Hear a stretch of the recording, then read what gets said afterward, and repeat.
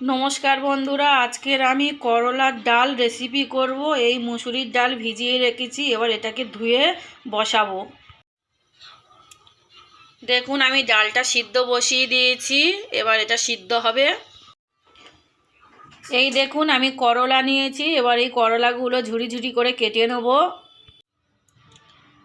এই দেখুন, আমার করলা কেটে নিয়েছি, দানাগুলো ফেলে এরকম ঝুরি ঝুরি করে কেটে নিয়েছি।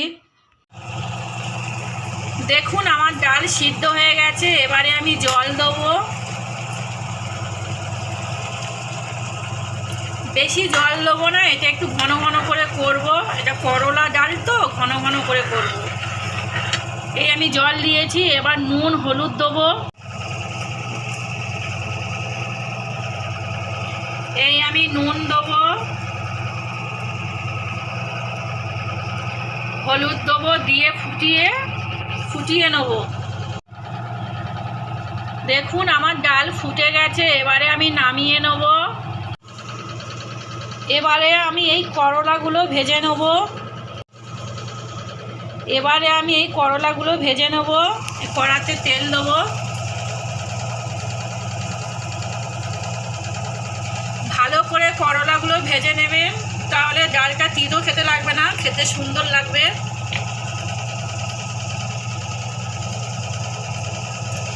তেলের মধ্যে আমি করলাগুলো দেবো।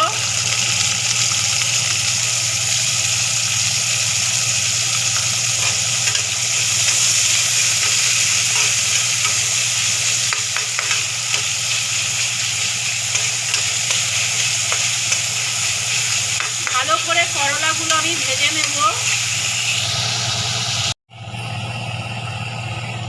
এই দেখুন, আমার করলা ভাজা হয়ে গেছে, এবারে আমি এগুলো তুলে নেব বাটির মধ্যে। এখানে দেখুন, রসুন কুচি থেতো করে নিয়েছি, কাঁচা লঙ্কা, পেঁয়াজ, শুকনো লঙ্কা আর তেজপাতা, এগুলো আমি সম্বাদ দেবো, ফোড়ন দেবো। আগে আমি শুকনো লঙ্কা দেবো, তেজপাতা দেবো,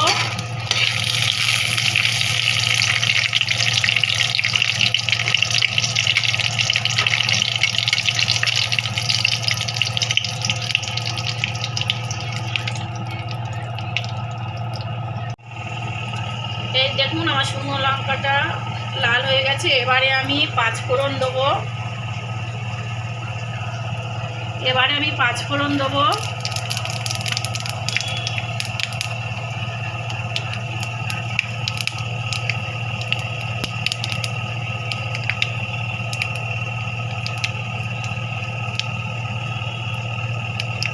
রসুনটা আমি থেতো করে রেখেছিলাম, রসুনটা দেবো। পেঁয়াজ দেবো,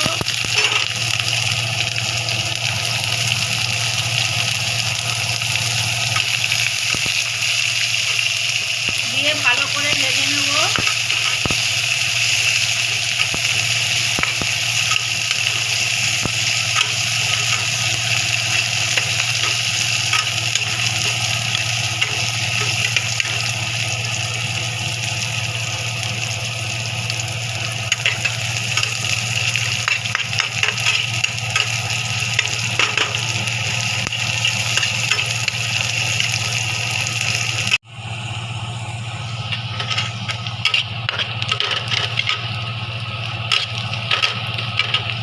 দেখুন, আমার পেঁয়াজ ভাজা হয়ে গেছে, এবারে আমি উচ্ছেগুলো দিয়ে দেবো। পেঁয়াজ ভাজা এরকম ভাজা করে নেবে।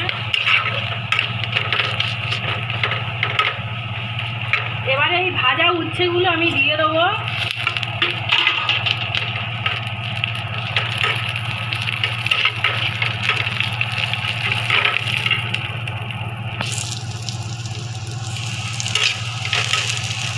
এবারে আমি ডালটা ঢেলে দেবো।